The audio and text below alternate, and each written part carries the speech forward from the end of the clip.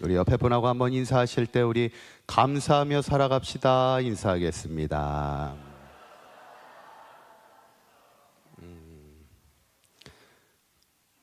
어떻게 한 주간도 평안하셨습니까? 네, 오늘 특별히 추수감사주의를 통해서 한 해 우리에게 주신 하나님의 은혜에 감사하며 예배하는 우리 상한교회 모든 성도님들의 삶에 하나님의 은혜와 평강이 늘 함께 하시기를 간절히 축원합니다. 네, 오늘 추수감사주일이라 특별히 사진을 찍어 주시는군요. 네, 잘 찍혔나요? 네. 예전에 어느 시골 마을에 가난한 소년이 살고 있었는데 학교에 갈 만한 그런 형편이 넉넉하지 못했고 또 그러자니 또 공장에 가서 일할 만큼 또 기술이 있는 것도 아니고 그래서 고민하다가 혼자서 사진을 기술을 내가 배워서 사진사가 돼야 되겠다 이렇게 생각을 하고 사진에 대한 책을 이제 주문하게 됩니다. 그런데 문제는 서점의 착오로 사진에 대한 책이 발송되지 않고 발성법에 대한 책이 배달이 된 거예요. 근데 이 소년이 이거를 또 반송하는 게 어떻게 해야 될지를 모르겠고 그래서 어떻게 해야 되나 고민하다가 이왕이면 그냥 이참에 그러면 내가 발성법을 한번 배워봐야 되겠다. 그래서 그 책을 가지고 발성법을 이제 배우기 시작하는데 이것을 계기로 이 소년은 이제 세계적인 성악가로 성장합니다. 이분이 바로 찰리 메카시라는 유명한 성악가입니다. 우리는 뭐 잘 알지는 못할 수 있는데 여튼 유명한 성악가가 되었다는 그런 이야기예요. 여러분, 우리가 이럴 때 쓰는 한자 성어가 있죠. 오히려 화가 복이 된다. 뭐라 그래요? 우리가 전화위복이라 이런 얘기를 쓰기도 하죠. 어쩌면 우리의 신앙도 그런 것 같아요. 우리가 신앙생활하면서 때로는 내 생각과 내 계획대로 이루어지지 않는다 해도 우리는 낙심하지 않습니다. 왜 그래요? 하나님은 우리가 생각한 그 이상으로 또 우리가 기도한 그 이상으로 우리의 상황을 역전시켜 주실 것임을 또 우리에게 많은 은혜와 복을 주실 것임을 믿고 있기 때문이죠. 우리가 지난 금요일 때도 말씀을 나눴지만 이스라엘 민족이 이제 연합하여 모압을 치러 가게 되는데 모압을 치러 가는 이제 원정길에서 7일 만에 물이 이제 다 떨어지게 됩니다. 아니, 전쟁에 참여해야 될 군사들이 마실 물이 없으면 기세가 꺾이게 되잖아요. 그러니까 이스라엘 민족이 어떻게 하냐면 어떻게 해야 될까? 이 위기의 상황 속에 하나님의 사람 엘리사를 찾아가게 돼요. 그리고 하나님 앞에 기도해 줄 것을 부탁합니다. 우리 성도님들도 어려운 일이 있을 때는 우리가 본인도 기도해야 되지만 또 주의 종들을 찾아와서 또 많은 성도들을 함께 기도해 줄 것을 요청하시면 돼요. 우리가 함께 기도함으로 이겨가는 거잖아요. 이스라엘 민족이 엘리사를 찾아가 기도해 줄 것을 요청할 때 그때 하나님이 뭐라고 말씀하냐면 그러면 이 골짜기에 개천을 파 이렇게 얘기하는 거예요. 뭘 파라고요? 개천. 개천이 뭐예요? 물이 흘러가는 길이잖아요. 이 골짜기에 마른 골짜기지만 물이 흘러갈 수 있는 개천을 파라는 거야. 그럼 뭐 하시겠다는 거예요? 이 개천에 물을 채워주시겠다는 거지. 그러면 너희들에게 마실 물이 충분할 거야 그러는 거죠. 그런데 그 말씀을 주시면서 놀라운 말씀을 주세요. 열왕기하 3장 18절에 있는 말씀 한번 읽어볼까요? 시작. 이것은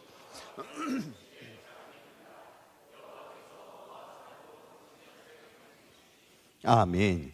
이것은 개천을 파면 내가 너희에게 물을 공급해 줄게. 그런데 이거는 여호와 보시기에 어떤 일이라고요? 작은 일이야. 이건 별거 아니야. 너희들이 물이 없어서 지금 내게 기도하지. 내가 물을 줄게. 개천을 파. 내가 그 개천에 물을 채워줄게. 그런데 이 일은 아무것도 아니야. 작은 일이야. 나에게는 작은 일일 뿐이야. 그러면서 하나님이 뭐라고 말씀하냐면 여호와께서 어떤 사람도 당신의 손에 넘기겠다고요? 모압 사람도. 너희가 지금 모압과 전쟁하러 가잖아. 내가 그 전쟁에서 그 사람들을 내 손에 넘기겠다는 건 그 전쟁에도 이기게 하겠다는 말씀이에요. 사실 이스라엘 민족이 하나님 앞에 기도할 때는 전쟁에 이기게 해달라고 기도했어요, 안 했어요? 기도했어요, 안 했어요? 기도 안 했지. 뭐만 기도했어요? 물을 달라고만 기도했지. 마실 물이 없다고. 그런데 하나님은 물을 구한 이스라엘 민족에게 내가 너희들이 구하지 않은 전쟁에서도 이기게 하겠다는 그 약속을 주시는 거예요. 하나님은 우리가 생각하고 기대한 그 이상으로 더 크고 좋은 것을 주시는 하나님이더라는 거예요. 저는 바라기는 우리 사강교회 모든 성도님들이 하나님이 우리가 생각하고 기대한 그 이상으로 더 크고 좋은 것으로 우리를 인도하신 하나님의 은혜가 있음을 늘 기억하시고 그 은혜 앞에 늘 감사하며 살아가는 우리 사강교회 모든 성도님들 되시기를 간절히 축원합니다. 그런데 놀라운 것은 그 하나님의 은혜에 감사하며 살아가면, 오늘 제목 한번 띄워주시죠. 오늘 제목처럼 감사가 주는 뭐가 있다는 거예요? 선물이 있더라는 거예요. 이 말은 어느 찬양의 고백처럼 감사 위에 감사를 덮으면 은혜 위에 은혜가 쌓이는 삶을 우리가 살아갈 수 있다는 거예요. 그렇다면 우리가 감사해야지. 또 감사하는 자에게 주는 그 선물까지도 우리가 누리며 살아야지. 그러면 감사하는 자에게 주시는 감사의 선물이 뭘까? 우리 함께 말씀을 나누며 은혜를 나누고자 합니다. 첫 번째는 감사는 우리의 삶의 기쁨을 선물로 주십니다. 한번 따라해 보실까요? 감사는 우리의 삶에 기쁨을 선물로 주십니다. 예전에 어떤 분이 나와서 결혼의 의미에 대한 이야기를 이렇게 하는 걸 제가 이렇게 듣게 됐는데, 우리가 보통 연애할 때는 싸워요, 안 싸워요? 싸워요, 안 싸워요? 몰라요? 연애할 때는 싸워요, 안 싸워요? 보통은 연애할 때는 잘 안 싸우지. 근데 결혼하면 싸워요, 안 싸워요? 당연한 듯이 이제 본격적으로 싸웁니다. 그죠? 본격적으로 싸워요. 왜 그래요? 연애할 때는 안 싸우는데 왜 결혼하면 싸우죠? 에? 그렇지. 연애할 때는 콩깍지가 씌워가지고 잘 보이질 않다가 결혼을 하게 되면 이 콩깍지가 벗겨져. 그러면서 뭐가 보이기 시작해요? 그 사람의 실체가 보이기 시작하지. 그러면서 그 사람의 단점이 보이기 시작하지. 그런데 사실 그 사람이 변했어요, 안 변했어요? 사실 그 사람은 변하지 않았어요. 연애할 때나 결혼했을 때나 그 사람은 사실 똑같아. 근데 그거를 보았느냐 못 보았느냐의 싸움이잖아요. 그래서 결국엔 뭐냐면 그 사람이 바뀐 게 아니라 뭐가 바뀐 거냐면 나의 관점이 바뀐 거예요. 나의 시선이 바뀐 거예요. 그래서 그분이 이제 결혼의 의미에 대해서 얘기하면서 뭐라고 얘기하면, 그래서 중요한 것은 그 사람을 바꾸는 것보다 더 중요한 건 나의 시선을 바꾸는 게 중요하다는 거예요. 그 사람 바꾸기가 쉬워요, 어려워요? 어렵지. 그러니 나의 시선을 바꾸자는 거예요. 그래서 자기는, 이분이 남자분이었는데 아내를 볼 때마다 단점은 보지 않는다는 거예요. 장점만 본다는 거예요. 그래서 어느 정도냐면 이분들이 이제 사이가 좋았거든. 그래서 그래도 아무리 사이가 좋아도 아내의 단점이 있을 거 아니에요. 아내의 단점이 뭐예요? 그러면 뭐라고 대답할까요? 모릅니다. 그렇게 얘기해요. 모르는 거예요. 왜 몰라요? 보질 않으니까. 그 사람의 단점이 뭔지를 모르겠다는 거예요. 단점을 보지를 않기 때문에. 그건 뭐만 알아? 장점만 알지. 그러니까 그 사람, 그 부부는 싸울 일이 없는 거야. 서로가 서로의 장점을 보기 때문에. 여러분, 남의 사람의, 다른 사람의 단점만 잘 보는 사람들이 있어요. 이런 사람은 행복할 수가 없습니다. 왜? 단점이 보이니까 항상 불만이지. 가정에서도 마찬가지고 교회에서도 마찬가지예요. 교회를 보면서 항상 문제점만 보는 사람이 있어. 이런 사람은 행복한 신앙생활을 할 수가 없어요. 왜? 모든 게 불만이니까. 모든 게 문제투성인데. 여러분, 우리의 시선을 바꿔야 되는 거예요. 좋은 것을 바라보고 좋은 것을 생각해야 우리가 행복하게 사는 거지. 여러분, 우리 그리스도인에게 중요한 것이 뭐냐면 어떤 상황에도 뭘 바라봐야 돼요? 뭘 바라봐야 됩니까? 우리의 환경을 바라보는 것이 아니라 우리의 환경 속에 하나님이 주신 은혜를 바라봐야지. 은혜를 어떤 게 하나님의 은혜인지를 자꾸 생각해야지. 그 은혜를 생각할 때 그래서 그 은혜가 깨달아지면 그게 감사가 되는 거고, 그러면 감사가 우리에게 주시는 선물이 뭐냐면 행복을 주는 거예요. 그리고 기쁨을 주는 겁니다. 오늘 이제 사도 바울이 그런 거예요. 오늘 본문은 워낙 유명한 본문이잖아요. 빌립보에서 복음을 전하다가 사도 바울이 매를 맞고 감옥에 갇히잖아요. 사실 매를 맞는 건 얼마나 아프고 감옥에 가는 건 얼마나 비참한데, 또 그런 옷이 벗겨지는 수모를 당하는 얼마나 힘든 상황이에요. 그런데 사도 바울이 감옥에서 뭐래요? 사도행전 16장 25절에 있는 말씀 한번 읽어볼까요? 시작. 한밤중에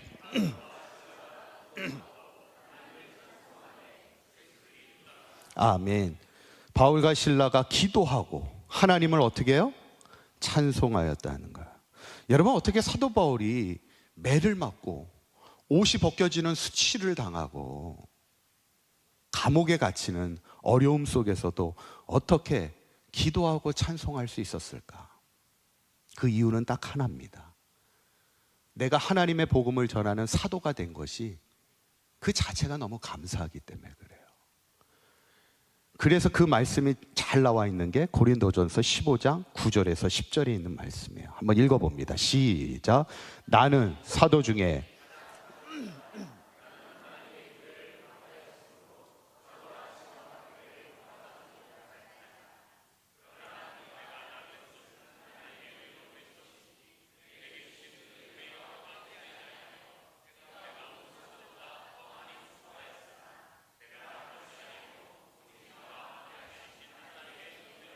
아멘. 우리 9절에 있는 말씀을 앞절을 보시면 나는 사도 중에 가장 어떤 자라고요? 작은 자라는 거예요. 부족한 사람이라는 거예요. 왜 그렇게 표현했을까요? 사실 사도 바울이 사도라 불리기에는 자격이 없었잖아. 왜 그래요? 사도 바울은 교회를 박해하던 자였잖아. 그리스도인을 잡아다가 죽이던 사람이었어요. 그런 사람이 이제 하나님의 복음을 전하는 사도가 됐다는 게 이건 놀라운 일이지. 그래서 사도 바울은 나의 나된 것이 하나님의 뭐라고요? 은혜라 이렇게 얘기하는 거예요. 예전에 초등학교 시절, 저는 이제 초등학교는 아니고 이제 국민학교 시절에, 국민학교 아시나요?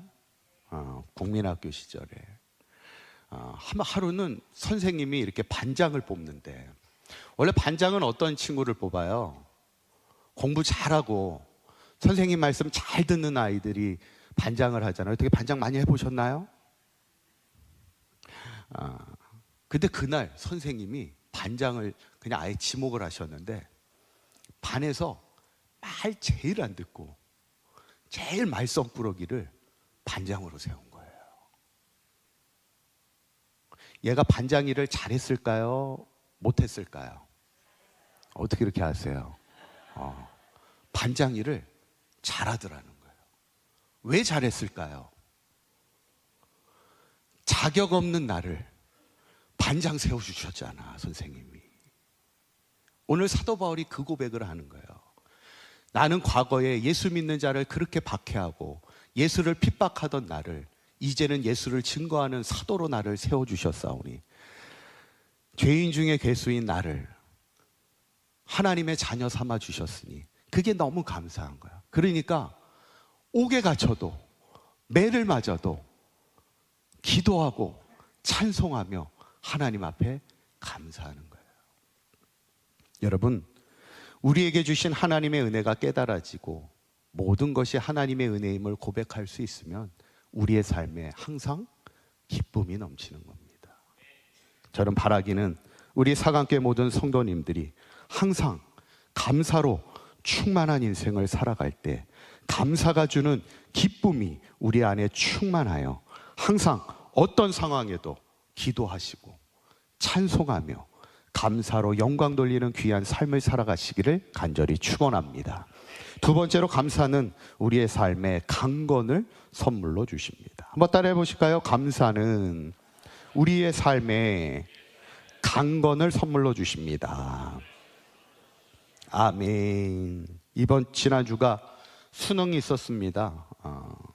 저희 처제도 이제 이번에 수능을 보게 됐고, 아침에 이제 일찍 일어나서 봉담까지 제가 태워다 주고 오는데, 야, 벌써 이제 얘가 대학생이 되었구나 이런 생각이 드니까 이 만감이 교차하고, 끝나고 났는데 물어봐야 되잖아요, 그죠? 너 시험 잘 봤냐 못 봤냐 물어봐야 돼요, 안 물어봐야 돼요? 에? 우리 청년들은 물어봐야 돼요, 안 물어봐야 돼요? 부모는 물어봐야 된다고 대답해야 되겠지만 우리 청년들은 또 다르지. 물어봐야 되나 안 물어봐야 되나. 물어봤을까요, 안 물어봤을까요? 물어봤어요. 물어봐야지. 궁금한데 그거 물어본다고 결과가 바뀌는 건 아닌데. 우리가 보통 수능을 앞두고는 되게 조심하잖아요. 어떤 분은 뭐 이게 미신적인 요소겠지만 수능에는 미역국도 안 먹는다 이러잖아요. 왜 미역국을 안 먹어요? 미끄러진다고 미역국을 안 먹습니다. 말도 조심해야 한다는 거예요. 실수로 그릇을 바닥에 이렇게 떨어뜨렸을 때, 어머, 그릇이 바닥에 떨어졌네? 이렇게 얘기하면 돼야 안 돼요? 떨어졌네? 이렇게 얘기하면 안 된다는 거예요. 뭐라고 얘기해야 돼요? 어떻게 하셔요? 어머, 그릇이 바닥에 붙었네? 이렇게 얘기해야 된다는 거예요. 여러분, 우리가 기왕 같은 말이라도 긍정적으로 말하고 상대방 듣기에 좋게 말해야지. 이게 수능 때만 그런가요? 아니라는 거예요. 우리가 평소에 우리의 말과 행실이 기왕이면 똑같은 말을 하더라도 상대방을 탁 찌르는 그런 말이 되면 안 되는 거예요. 상대방 듣기에 좋은 긍정적이고 감사의 표현을 해야지. 그러면 우리에게 주시는 또 다른 선물이 뭐냐면 강건을 선물로 주신다는 거예요. 저는 사도 바울의 이렇게 사역을 보면 얼마나 힘든 여정이었습니까? 얼마 전에 그 사강지방 목사님들이 그 성지순례를 다녀오고 나서 제가 물어봤어요. 어떠셨어요? 그랬더니 어떤 목사님은 너무 힘들었대. 이게 사실 여행도요, 일주일 이상 이렇게 지나가면요 힘듭니다. 그때 제가 드는 생각이 뭐냐면, 야, 우리가 여행으로 가도 힘든데 복음을 들고 아무도 알지 못하는 그 척박한 땅에 그 가는 사도 바울은 얼마나 힘들었을까. 그런데 놀라운 건 뭐냐면 25절에 있는 말씀을 다시 한번 그 말씀 읽어봅니다. 시작. 한밤중에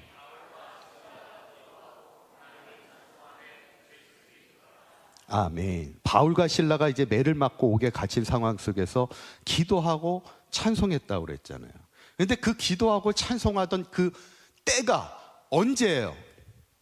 제일 첫 구절에 나오죠. 언제? 한밤중에. 여러분, 한밤중에는 어떤 때가 한밤중인 거예요? 우리가 아이들 이렇게 한밤중에 안 자고 뭐 하고 있으면 너는 한밤중에 뭐 하고 있냐, 안 자고 이렇게 얘기하잖아요. 이 한밤중이라는 건 자야 할 시간입니다. 우리의 몸이 쉬어야 할 시간이 한밤중이에요. 그런데 사도 바울과 실라는 사실 오늘 어땠어요? 하루 종일 복음을 전하다가 또 거기에 매를 맞고 옥에 갇히고 얼마나 힘든 하루였어요. 그런데 그 한밤중에 찬송하고 기도했다는 거예요. 그게 뭘까? 저는 하나님이 그 힘들고 어려운 상황 속에서도 기도할 수 있는, 찬송할 수 있는 강건함을 주셨다는 거예요. 여러분, 사실 기도도요, 몸이 힘들면요 기도가 안 나옵니다.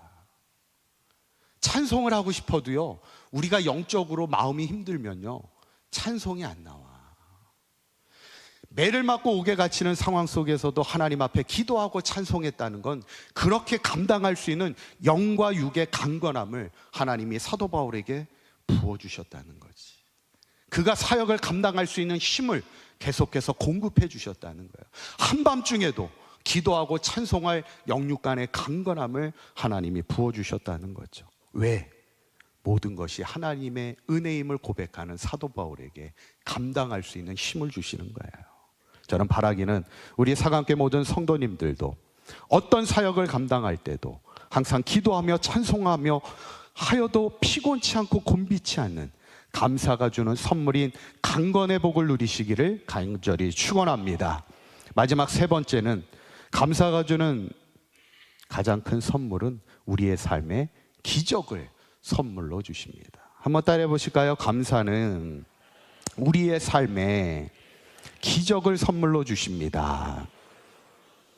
아멘. 예전에 아주 부유한 사업가 집안에 태어난 한 남자가 있었는데, 이 남성분이 부모로부터 항상 들은 얘기가 뭐냐면, 워낙 사업을 하셨던 부모님이다 보니까 어떤 얘기를 많이 했냐면, 너 실수는 한 번 할 수 있어. 그런데 똑같은 실수를 또 하면 안 돼. 그러면 절대 성공할 수 없어. 그러니까 이게 소위 뭐냐면 완벽주의를 가르치는 겁니다. 그러다 보니까 이제 부모로부터 이 완벽주의의 어떤 성향을 이제 물려받다 보니까 나름 이제 아들이 공부도 잘하고 이제 나름 직장에 들어가서 성공을 하게 됩니다. 그런데 이제 문제는 뭐냐면, 이 완벽주의자들의 성향이 있어요. 자신의 실수를 용납 못 합니다. 실수를 하게 되면요, 막 마음이 힘들어져. 그러니까 실수를 안 하려면 어떻게 해야 돼요? 엄청나게 자기가 어떤 실수할 수 있는 여지를 계속 생각해내야 되는 거예요. 그러다 보니까 이 청년이 어떻게 되냐면 나중에 정신적으로 피폐해지게 되는 거예요. 자꾸 내가 문제가 뭐고 실수가 뭘지를 자꾸 체크하다 보니까 이게 우울증에 걸리게 되더라는 거예요. 그래서 결국 이분이 이제 병원에 가서 이제 치료를 받는데, 의사 선생님의 처방이 뭐 약을 처방해 주는 것도 아니야. 그냥 치료법을 이렇게 얘기하는데, 뭐라고 치료법을 얘기하냐면, 아침에 일어나면 감사할 내용을 적어 보시고, 저녁에 자기 전에는 오늘 하루 내가 제일 잘한 일을 적어 보십시오. 이렇게 얘기한 거예요. 아침에는 뭘 적으라고요? 감사할 내용을 적고, 저녁에 잘 때는 내가 오늘 제일 잘한 일을 적으라는 거예요. 그동안은 내가 항상 실수가 뭐였는지, 문제점이 뭐였는지를 늘 생각하다 보니까 우울했는데, 이제는 내가 잘한 일이 뭔지, 내가 감사할 일이 뭔지를 생각하다 보니까 이 마음의 병이 치유되기 시작하더라는 거예요. 이게 뭐예요? 기적이지 뭐. 여러분, 오늘 사도 바울과 실라가 매를 맞고 옥에 갇힌 상황 속에서도 하나님 앞에 찬송하며 감사할 때 뭐가 나타나요? 기적이 나타납니다. 어떤 기적이 나타나요? 옥문이 열리는 기적이 나타나잖아요. 26절에 있는 말씀 읽어봅니다. 시작. 이에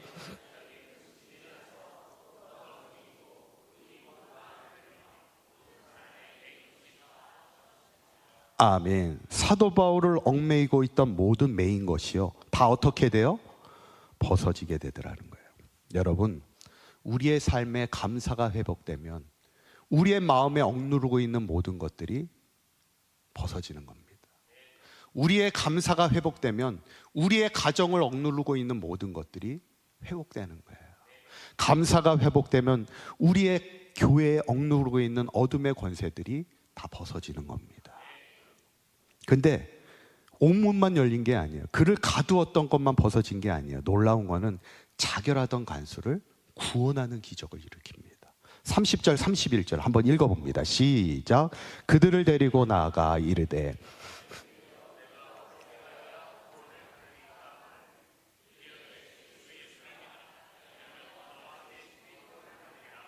아멘. 죄수들을 지키던 간수가요, 옥문이 열리니까 죄수들이 도망가잖아. 그럼 자기는 죽은 목숨이지 뭐. 그러니까 스스로 자결하려고 합니다. 그때 사도 바울이 도망가지 않고 말리죠.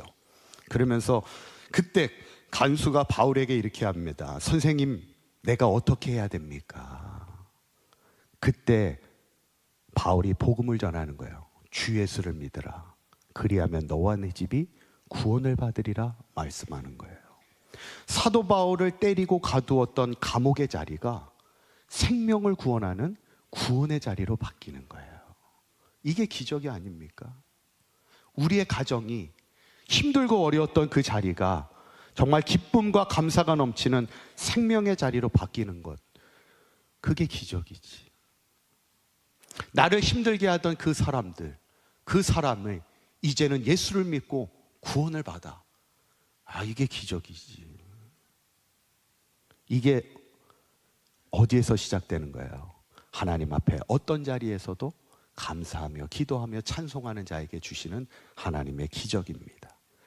저는 바라기는 우리 사강교회 모든 성도님들도 어떤 상황에서도 감사의 삶을 통해 우리의 삶에 하나님의 기적을 이루어 가시기를 간절히 축원합니다.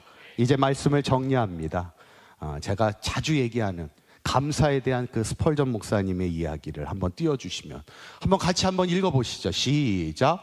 촛불을 보고 감사하면 전등불을 주시고, 전등불을 보고 감사하면 달빛을 주시고, 달빛을 보고 감사하면 햇빛을 주시고, 햇빛을 보고 뭐를 주세요?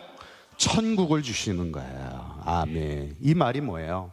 감사하는 자에게 더 큰 은혜의 선물을 주신다는 거예요. 저는 바라기는 우리 사강교회 모든 성도님들이 오늘 감사하는 자에게 주시는 그 세 가지 선물, 우리 안에 기쁨이 충만하시고 영육간의 강건함으로 하나님이 부어주시고 우리의 삶에 하나님의 기적을 선물 받아 살아갈 수 있는 사강교회 모든 성도님들 되시기를 간절히 축원합니다. 기도하겠습니다.